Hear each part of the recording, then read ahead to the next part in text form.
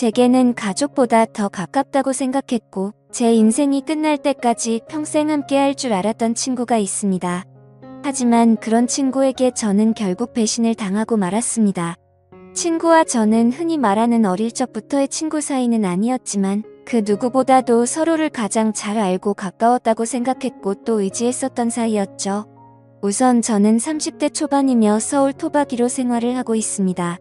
그 친구를 처음 알게 된 지도 벌써 10년이 훌쩍 넘은 얘기죠. 친구를 처음 알게 되었을 때는 대학교 때 시절 알게 되었습니다. 처음 대학교를 가는 날 마치 학창 시절처럼 낯선 사람들이 가득했죠. 그런데 제 옆자리에 앉았었던 그 친구는 제게 먼저 말을 건넸습니다. 자신은 어릴 때부터 제주도에서 자라서 낯선 환경이라 저에게 잘 부탁한다고 하더라고요. 근데 저도 서울에 살았을 뿐이지 여기 있는 모든 게 다 낯설고 부담스러운데 이런 부탁을 하니 뭔가 부담스럽긴 했지만 반갑기는 하더라고요. 근데 그 친구의 성격은 그렇게 타고난 사람이었죠. 처음 보는 사람에게도 아무렇지 않게 다가가는 그런 성격의 친구였습니다. 그때 당시에는 저도 너무 부담스러운 자리였기에 말을 걸어주니까 고마웠습니다. 제게는 낯선 환경에서 도움이 돼주었던 친구였죠. 그 친구와 저는 어떻게 보면 아무도 모르는 낯선 사람들 가운데 처음으로 친구가 된 셈이었습니다. 그래서 같이 많은 시간을 함께 붙어 다녔고 결국 동아리까지 같이 들어가게 되었습니다. 지금은 그렇지 않겠지만 제가 대학교 생활을 할 때만 해도 특정 동아리는 마치 군대 마냥 군기가 엄청 강했습니다. 저는 동아리 활동은 취미라는 생각이 강했었고 언제든지 그만두면 그만이지라는 생각이 있었습니다. 하지만 그때 당시 제가 그 동아리에 들어가게 된 이유가 있었죠. 왜냐하면 지금의 제 아내가 그때 제가 짝사랑했었던 여자였습니다. 대학교에 오자마자 반했던 여자였죠. 저희 학과 특성상 대부분 남자들이어서 그런지는 모르겠지만 제 아내는 그때 당시에 몇 명 안 되는 여자들 중에서도 아주 인기가 많았죠. 지금에서야 하는 말이지만 저 말고도 고백을 많이 받았다고 했던 걸 들었습니다. 아무쪼록 저는 신입생 환영회에서 제 아내를 처음 만나게 되었고 예쁜 외모에 밝고 털털한 성격에 첫눈에 반하게 되었습니다. 그래서 가까이 지내고 싶었고 매일 같이 보고 싶었죠. 하지만 평상시에 마주치고 싶어도 잘 보이지가 않더라고요. 그래서 저는 도대체 왜 잘 보이지가 않나 싶어서 원인을 찾아봤습니다. 알고 보니 제 아내는 학과 생활보다도 동아리에 더 뜻이 깊었던 건지 수업 시간 외에는 늘 동아리에 있더라고요. 그래서 잘 보이지 않는 이유가 동아리 때문이란 걸 알게 된 후로 저는 그 동아리에 가입을 하게 되었습니다. 근데 제 친구도 제가 가입한 동아리를 따라서 가입하더라고요. 그때는 단순히 저를 따라서 가입한 걸로만 알고 있었습니다. 그것도 10년이 넘게 그런 생각을 갖고 있었던 거죠. 그때 당시에는 많은 게 즐거웠습니다. 성인이 되고 나서 술을 마시는 것도 새롭고 즐거웠고 동아리에 가서 스트레스를 받을지언정 제가 사랑하는 아내를 매일같이 볼 수 있었으니깐요. 그런데 그런 마음만 가지고 적성에 맞지 않는 동아리에서 오랜 시간을 보내기에는 많은 고통이 뒤따르더라고요. 제가 동아리에 별로 관심이 없는 걸 알아챘는지 바로 위키수의 남자 선배 한 명이 어느 순간부터 저를 자꾸만 건들더라고요. 니까짓 게 왜 여기 와서 물을 흐리냐. 이따위로 시간 때울 거면 꺼지라고 하더라고요. 저는 자존감이 너무 무너졌고 화가 나서 그만둬버릴까 라는 생각을 한두 번 한 게 아니었습니다. 하지만 제가 좋아하던 아내가 동아리에 있었기에 차마 그럴 수가 없었죠. 그러다 저는 선배가 하는 말에 도저히 참지를 못했고 큰 각오를 하고 결정을 했습니다. 내가 나가는 일이 있더라도 고백은 하고 나가겠다라고 말이죠. 그래서 고백을 하려고 몇 날 며칠을 기다렸습니다. 그러다 때마침 고백을 할 수 있는 기회가 생겼죠.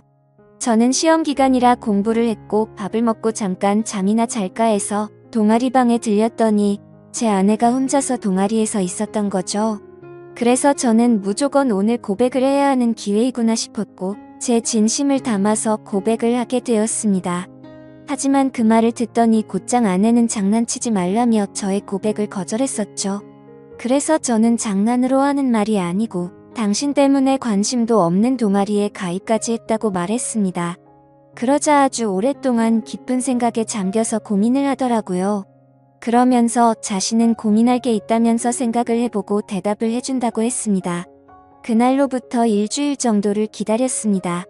제 아내는 저의 고백을 받아주게 되었고 저희는 교제를 시작하게 되었죠. 그 이후 저는 동아리를 탈퇴하려고 했지만 여자친구가 여기에 있는데 다른 남자들이 찝쩍거릴 것 같아서 결국 끝까지 버텼었죠. 하루하루가 행복했었고 대학교를 오기 잘했다고 생각했습니다. 첫눈에 반했던 여자와 연애를 하게 되었고 평생을 함께할 만큼 마음의 단짝이라고 생각되는 절친한 친구가 생겼으니깐요. 저와 아내는 자연스럽게 친구도 함께 자주 다니게 되었습니다. 그러다 결국 저는 군대를 가게 되었고 친구는 미국에서 출생만 한 미국 시민권자였기에 군대를 면제받게 되었죠. 저는 친구에게 말했습니다. 여친에게 다른 남자들이 절대로 찝쩍거리지 못하게 잘 부탁한다고요. 그러자 친구는 그런 걱정은 하지 말라며 건강히 잘 다녀오라고 했고 저는 그렇게 군대를 가게 되었습니다. 제 아내에게는 정말 미안하고 고마웠습니다. 서로 만나게 된 지 1년밖에 안 됐을 때 혼자 내버려두고 가야 했기 때문이죠. 그리고 2년을 한결같은 마음으로 기다려주는 모습에 제가 평생 책임을 져야겠다 생각을 했습니다. 그렇게 저와 아내는 군대를 다녀온 시간을 포함해서 5년이라는 길다면 긴 시간 동안 교제를 하게 되었고 곧바로 결혼을 하게 되었습니다. 그리고 나서 제 친구는 제가 결혼을 한 뒤로 자신의 고향인 제주도로 다시 돌아가게 되었죠. 친구는 제주도로 돌아가게 된 후에 부모님 지원을 받아서 해양 레저숍을 운영하더라고요. 그렇게 사업을 성공적으로 이룬 친구는 젊은 나이에 억대가 넘는 연봉으로 성공한 삶을 이루었고 저는 그저 그런 평범한 직장에 취직을 하게 되었습니다. 그렇게 친구는 1년에 한 번 정도씩 얼굴을 보게 되었죠. 하지만 너무 친했던 친구라서 아주 오랜만에 보더라도 어제 만난 듯이 전혀 거리낌이 없었고 저희는 늘 그렇듯 우정을 다져가고 있었습니다. 그러다 얼마 전 친구는 이번에 비즈니스상 미팅이 있어서 서울로 온다고 하더라고요. 반가운 마음에 아내의 허락도 구하지 못한 채 저희 집으로 꼭 오라고 말했습니다. 막상 말하고 나서 끊고 나니 아차 싶더라고요. 그래서 아내에게 어렵게 말을 했죠. 성원이가 다음 주에 서울 올라와서 집으로 오라고 했는데 괜찮아? 라고 하자 아내는 잠깐 멈칫하더니 그럼 괜찮지라고 대답을 하더라고요. 저는 아내가 이해를 해주어서 다행이구나 싶었습니다. 며칠이 지난 뒤 친구는 서울로 올라오게 되었고 일을 마치고 저희 집으로 찾아왔습니다. 아내는 친구에게 간단히 인사를 하고는 술상을 차리러 갔고 친구와 저는 오랜만에 만나서 시간 가는 줄도 모르고 술자리를 가지게 되었죠. 그렇게 한창 술을 마시고 자고 일어났더니 친구는 여전히 잠을 자고 있었고 저는 늦잠을 자버리는 바람에 정신없이 출근을 했습니다. 그리고 나서 퇴근을 하고 집으로 들어갔더니 친구와 제 아내가 마주 앉아서 밥을 먹고 있더라고요. 저는 친구에게 내려간 줄 알았더니 아직 안 갔어? 라고 묻자 친구는 아직 일이 덜 끝나서 며칠만 더 있다가 간다고 하더라고요. 그러자 아내는 서울에 아는 사람도 없고 여기에 친구가 있는데 굳이 딴 데 가지 말고 저희 집에서 머물러도 된다고 말하더군요. 친구는 너무 민폐가 아니냐며 괜찮냐고 하는데 뭐라고 하겠습니까? 아내도 괜찮다고 하는데 친구가 되어가지고 다른 데 가서 자라고 할 수도 없었죠. 저도 네가 괜찮으면 여기에서 지내도 된다고 했고 친구는 곧바로 고맙다고 대답을 했습니다. 아내는 저도 앉아서 같이 밥 먹자며 밥을 차려주는데 뭔가 기분이 이상하더군요. 열심히 일하고 집에 들어왔더니 아무리 친구라지만 아내와 단둘이서 밥을 먹고 있다는 게 찜찜했습니다. 하지만 제가 너무 과하게 생각하는 거 아닌가 싶어 그냥 그러려니 할 수밖에 없었죠. 옷을 갈아입고 식탁에 앉으니 비싼 한우가 놓여져 있었고 온갖 음식이 푸짐히 차려져 있더라고요. 저는 아내에게 이게 뭐냐고 묻자 친구가 대답하더라고요. 제 아내가 먹고 싶어 해서 아까 같이 장 보다가 자기가 샀으니 부담 갖지 말아달라고 했습니다. 그래서 둘이 같이 장도 보러 갔다 왔냐고 묻자 친구는 술도 깨고 산책도 할 겸 같이 다녀왔다고 하더군요. 아무리 친한 친구라도 그렇지 이건 아니다 싶었고 그때부터는 기분이 좋지가 않았습니다. 그리고는 그날은 평소에 술은 입에도 대지 않던 아내도 합세하여 셋이서 술을 마시게 되었죠. 어느 정도 술이 들어가자 갑자기 아내는 친구에게 온갖 칭찬을 하더군요. 어떻게 너는 나이가 먹어도 아직도 예전 그 모습 그대로냐며 섬에 살아서 그런지 피부도 까무잡잡한 게 왜 이렇게 몸이 좋냐며 묻더라고요. 그러자 친구는 만져볼래? 하면서 힘을 주더니 그걸 또 만져보고 아내는 좋다고 웃더라고요. 그때부터는 그냥 기분이 더러웠습니다. 남편을 옆에 두고 이것들이 무슨 짓거린가 싶었죠. 저는 조용히 술만 마셔댔고 친구와 아내는 약간은 제 눈치를 본 건지 화제거리를 돌리더군요. 아내는 친구에게 요즘 경기도 안 좋을 텐데 제주도에도 피해가 크지 않냐며 물었고, 친구는 자신이 하는 사업은 관광지 특혜를 받아서 그런지 크게 영향을 받지 않아 딱히 문제가 없다고 하더라고요. 그러면서 다음에 저와 같이 여행을 오면 풀코스로 관광을 시켜준다고 하더니 다른 거 걱정 말고 비행기만 타고 넘어오라며 말하더군요. 아내는 그 말에 좋다고 싱글벙글 웃는데 그때 저는 할 말이 없었습니다. 사실 아내에게 미안한 일이 있었던지라 거기다 대고 제가 뭐라고 말도 못했었죠. 결혼하고 얼마 지나지 않은 시점에 저는 지인의 권유에 투자를 하게 되었고 결국에는 사기를 당했습니다. 그때는 아내에게 조금 더 안락한 삶을 살게 해주고 싶은 마음에 과감히 투자를 했지만 오히려 빚더미에 안게 만들어서 생활을 더 힘들게 만들어버렸죠. 그래서 비싼 한우 같은 건 꿈도 꾸지 못했고 여행이라고는 신혼여행 이후로 단 한 번도 가지 않았으니 저는 도저히 할 말이 없었습니다. 기분도 좋지 않고 화를 내기도 애매한 마음에 그만 자리를 끝내고 싶었죠. 그래서 저는 제가 자리에서 일어나면 술자리가 끝날 줄 알고 말했습니다. 오늘은 피곤해서 먼저 일어날게 라고 했더니 친구는 벌써 자려고 아쉬운데 조금 더 마시지 하더니 그럼 피곤할 텐데 먼저 들어가서 쉬어 우리는 조금만 더 마실게 라고 하더군요. 그러자 아내도 일어날 생각이 없는지 내일은 지각하지 말고 알람 꼭 맞춰놓고 자라고 하더라고요. 속으로 진짜 부글부글 끓었습니다. 자존심이 상해서 다시 앉기도 뭐했고 그냥 샤워를 해버리고는 자러 먼저 들어갔습니다. 그런데 그 기분으로 잠이 올 리가 없죠. 자정이 다 되어갈 때까지 그 둘은 하하호호 웃으며 떠드는데 친구고 뭐고 엎어버릴까 싶었지만 너무 쪼잔해지는 것 같아서 그냥 참고 있었습니다. 그렇게 잠에 못 들고 누워있는데 갑자기 작게 들리던 소리조차 들리지 않더라고요. 그러더니 1분 정도가 지나자 의자 빼는 소리가 들렸고 설거지를 하는 소리가 들렸습니다. 그래서 저는 물을 마시는 척하면서 거실로 나가봤더니 아내는 설거지를 하고 있었고 친구는 보이지가 않았습니다. 친구는 어디 갔냐고 물었더니 담배 피러 나갔다고 하더니 저보고 아직 안 잤냐고 묻더라고요.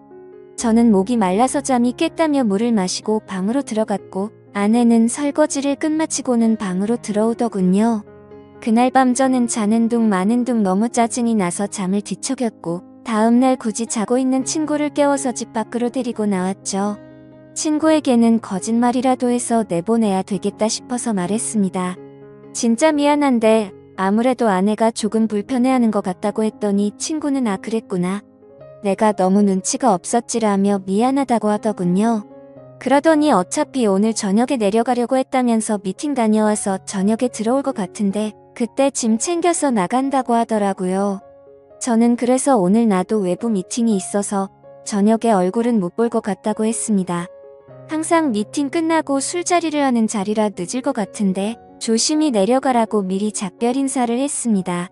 그렇게 인사를 마치고 친구는 미팅이 있다면서 택시를 타고 갔고 저도 회사로 출근을 했습니다.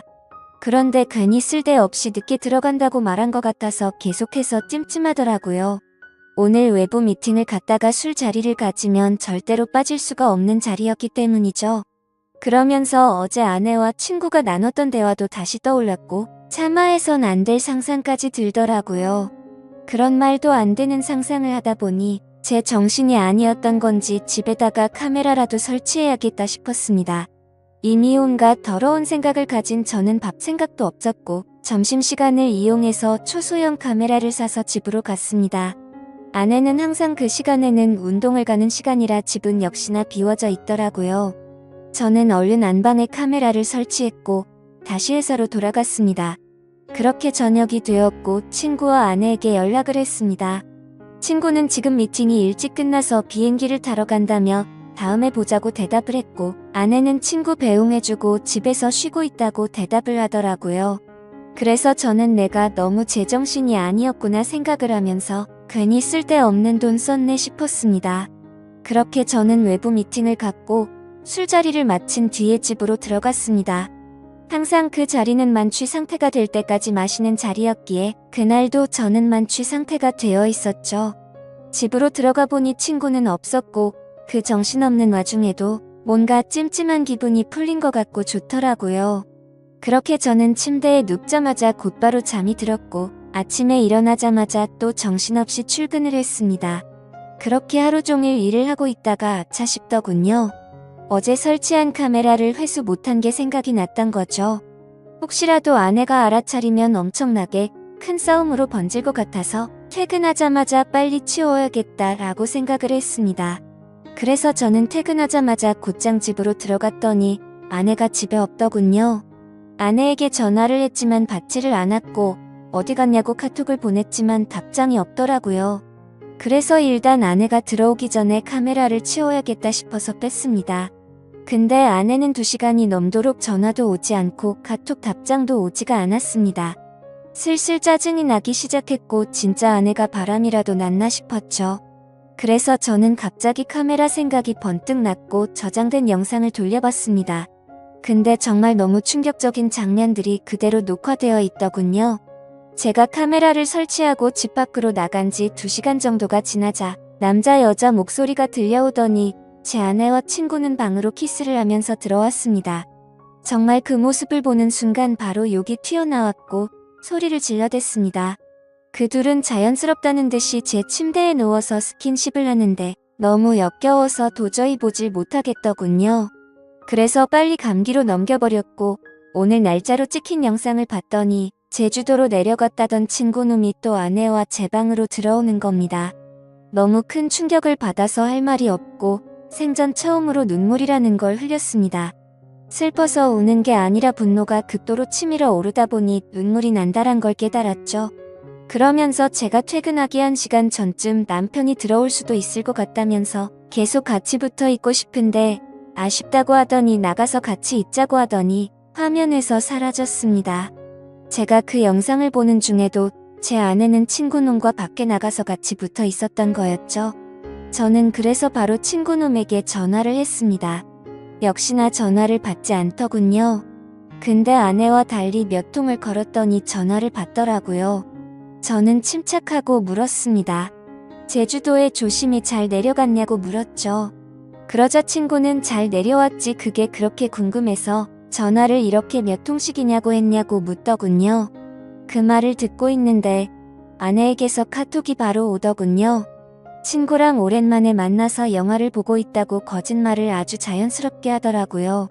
카톡을 보자마자 더 이상 저는 분노를 참을 수가 없었고 곧바로 욕을 했고 소리를 질렀습니다. 네가 내 친구라는 놈이 어떻게 내 아내랑 바람을 필 수 있냐고 했죠. 그놈은 당황하면서 무슨 소리냐며 무슨 근거로 그런 말도 안 되는 소리를 하냐고 하더라고요.